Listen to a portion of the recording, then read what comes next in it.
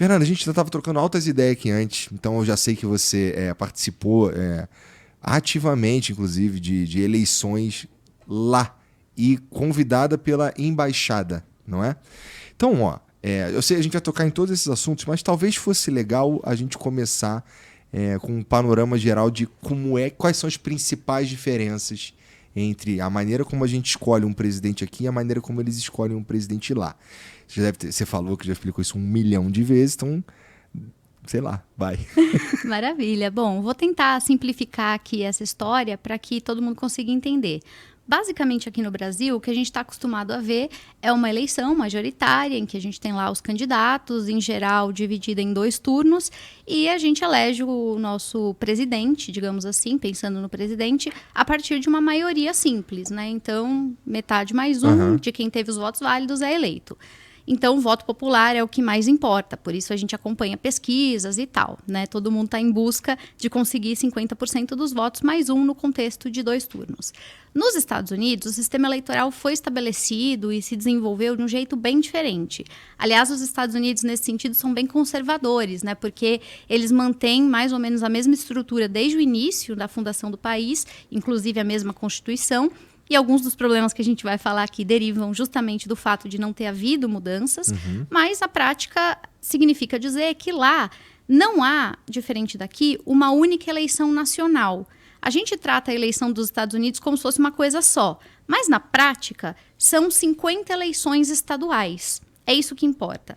O Brasil, assim como os Estados Unidos, são uma federação. Só que o tipo de federação que a gente tem aqui e o que eles praticam lá é bem diferente. Lá, os estados mantêm muita autonomia, entre outras coisas, para eleger pessoas. Tanto que, se a gente for olhar, não existe assim, tal qual as pessoas imaginam, o Partido Republicano, o Partido Democrata. Existe o Partido Republicano do Texas, o Partido Democrata do Texas, o Partido Republicano da Flórida, o partido e assim vai. Então, na prática, como é que funciona? Quem quer ser presidente nos Estados Unidos tem que atender a uma série de critérios, assim como no Brasil. Essas pessoas registram as suas candidaturas em cada um dos 50 estados. Então, imaginem que a burocracia para fazer isso não é simples, por isso também a eleição lá é muito cara. Depois que essas pessoas registram as suas candidaturas, elas passam pelo que a gente costuma chamar de prévias. Essas prévias, basicamente, é uma espécie de pré-eleição dentro dos partidos para saber que nomes vão ser, de fato, levados adiante. Então, isso acontece geralmente no primeiro semestre do ano eleitoral, é o que a gente acompanhou agora no começo do ano. Então, os democratas tinham lá um monte de gente que queria ser candidato, os republicanos a mesma coisa, eles fazem votações internas para saber quem vai ser o nome. Uma vez que esse período é encerrado, acontecem as convenções nacionais dos partidos, sempre no meio do ano. Geralmente a dos republicanos é em julho, a dos democratas é em agosto. E nessas convenções é quando eles, de fato, batem o martelo sobre quem vai ser o candidato deles. Então, depois, se vocês quiserem entrar em detalhes, a gente pode detalhar como é o processo dessas prévias. Mas o fato é que uma vez que os partidos definiram quem são os candidatos, como é o caso agora, então, os democratas tinham o Biden, que substituiu agora pela Câmara, e os republicanos têm o Trump, que é o candidato deles já designado. Muito bem. O que acontece de agora até a eleição? Eles vão fazer campanha em cada um dos estados, porque, afinal de contas, eles estão registrados em cada um dos estados. Quem vai ganhar a eleição? Não é quem tiver a maior parte dos votos. Não é igual a nossa de 50% mais um. Aliás, nem tem 2 turnos. A ideia é que eles precisam alcançar um número-chave de cadeiras do colégio eleitoral. Como que isso funciona? Lá atrás, era de fato um ambiente com cadeiras e pessoas ocupando essas cadeiras, e com o passar do tempo virou uma referência simbólica, né? Os Estados Unidos calculam quanto pesa cada estado a partir da demografia. Então, estados mais populosos, estados menos populosos. A gente pega, portanto, o total de representantes que o país teria, que não por acaso é a quantidade de pessoas que eles têm no Congresso, né, 538 membros, e divide metade mais um, que dá 270. Então, o número-chave para você ser presidente dos Estados Unidos não é alcançar 50% mais um de votos. O número-chave é você alcançar 270 delegados, que seria metade do número do Congresso mais um. Muito bem. Aí eles dividem esses 538 pelos 50 estados a partir de quem tem mais população versus quem tem menos população. E assim a gente chega em quanto cada estado pesa. Então, veja só.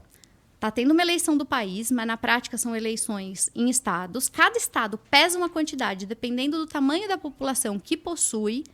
E, somando o que você vai ganhando em cada estado que pesa essa determinada quantidade, você tem que chegar em 270. Que é como se você dissesse, olha, eu ganhei nos lugares mais populosos, eu conquistei o maior número de vagas, digamos assim.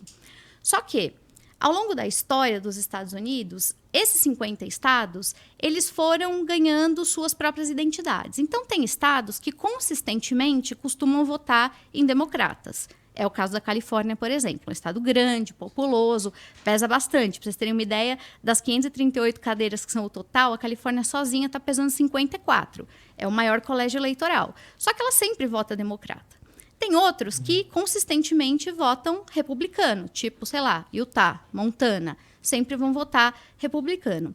Nesses estados, os candidatos, eles meio que não fazem muita campanha, porque eles já sabem que tá ganho, né? São as mentes e corações ali garantidas. A eleição americana, portanto, na prática, não vai ser uma eleição nacional, mas vai ser uma eleição em estados e também não vai ser em todos os estados, vai ser em alguns estados, que são aqueles que oscilam com o passar do tempo. Em alguma eleição vota republicano, em outra vota democrata e assim vai. Esses são os chamados swing states, ou os estados pêndulo. E, justamente, interessa olhar para aqueles que, além de poderem mudar de posição, pesam bastante. E quais são os maiores? E quais são os maiores? Então, nos últimos anos, o que a gente tem verificado? Que os swing states também mudaram, não são sempre os mesmos, mas que eles costumam ser aí entre 7 e 8 dos 50. Por isso que a eleição americana ela é tão complexa, porque se a gente parar para analisar, não é uma eleição nacional, é uma eleição estadual, mas também não existe uma certa equidade de energia dispensada em cada estado.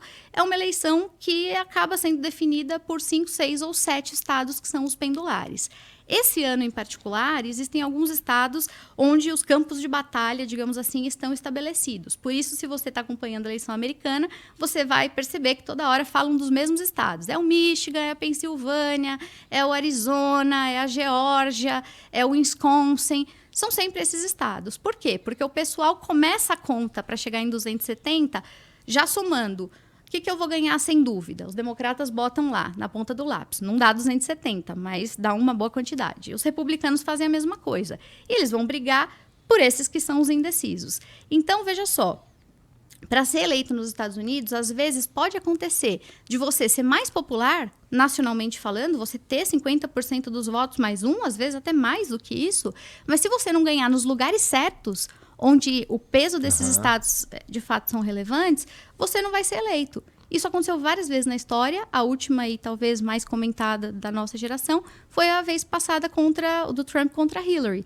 Ela ganhou no voto popular. Se a eleição fosse no Brasil, ela teria sido eleita presidente. Nos Estados Unidos, ela foi considerada perdedora. Por quê? Porque ela ganhou, mas ela ganhou espalhada em um monte de lugares. Entendi. E só para concluir essa introdução, que eu sei que é complexa, né?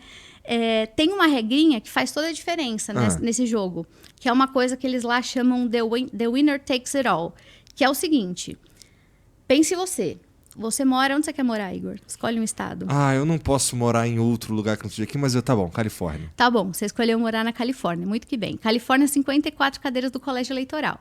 Aí, no dia 5 de novembro, que é o dia da eleição, você, californiano, acordou e disse, vou votar nessa eleição. Muito bem. Foi lá e você votou, seus amigos votaram, encerrou as urnas lá e tal. Quando foram fazer a apuração, digamos que nessa eleição, que está acontecendo em 2024, Kamala venceu na Califórnia, de onde ela, inclusive, foi, né, senadora, enfim, um monte de outros cargos lá. Ela ganhou por 50% dos votos mais um. Ela ganhou, assim, raspando. E o Trump teve um desempenho fantástico e, de repente, quase que ganhou também. As 54 cadeiras que pesam a Califórnia vão todas para ela. Porque a ideia é que quem ganha, não importa se por um voto ou por uma margem de 90% versus 10%, vão para o vencedor. Então, em alguns estados como a Califórnia, esse debate é irrelevante, porque na Califórnia todo mundo sabe que vai dar democrata. Agora, em um estado como Michigan, por exemplo, isso faz muita diferença. Sabe que na última eleição, a que o Biden ganhou, teve diferença de votos em estados que foram decisivos de coisa de 20 mil votos. Nossa. 20 mil votos é nada. Tem condomínio em São Paulo que deve ter 20 mil pessoas, né? Tem show que tem isso. Então, a margem é muito estreita. E essa margem estreita define se, de repente, você vai levar as 20 cadeiras todas daquele estado ou não. Então, aquela fatídica frase que o Trump falou, que está nas investigações e tal, quando ele ligou para o governador da Geórgia e disse, pô, me arruma 20 mil votos, 24 mil votos. O que ele estava dizendo ali? Com esses 24 mil votos, eu ganho maioria, com a maioria eu ganho as cadeiras da Geórgia e por causa dessas cadeiras da Geórgia eu ganhei a eleição, que foi o que aconteceu na eleição passada quando ele perdeu. Então, às vezes, só para concluir, a gente vê essas pesquisas aqui no Brasil, né? Hoje mesmo teve a divulgação de uma nova leva. A Câmara passou o Trump, tá 42-37, ou o Trump passou o Biden, né? Elas acabam sendo importantes como uma medida de popularidade. Então, para você ter noção, né, se o candidato é competitivo, se ele está sendo bem recebido, ou se ele tem muita rejeição. Só para isso. Nos Estados Unidos, isso é irrelevante. Você tem que, de fato, olhar como estão os desempenhos nos estados pêndulo, nesses poucos que vão ser decisivos. E aí a resposta que eu te dou já logo de cara, antecipando, fazendo aqui, né, o spoiler, é que essa decisão ainda não está clara.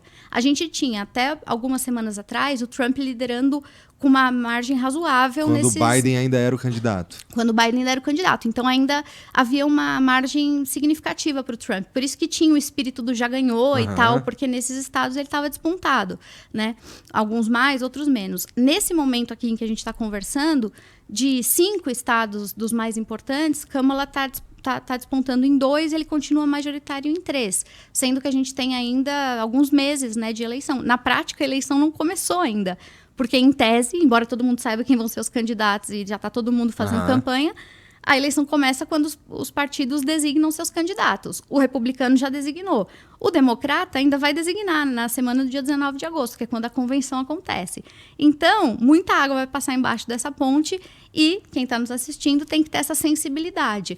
Não se apeguem a pesquisas nacionais como se a eleição americana fosse do tipo a nossa, porque definitivamente não é.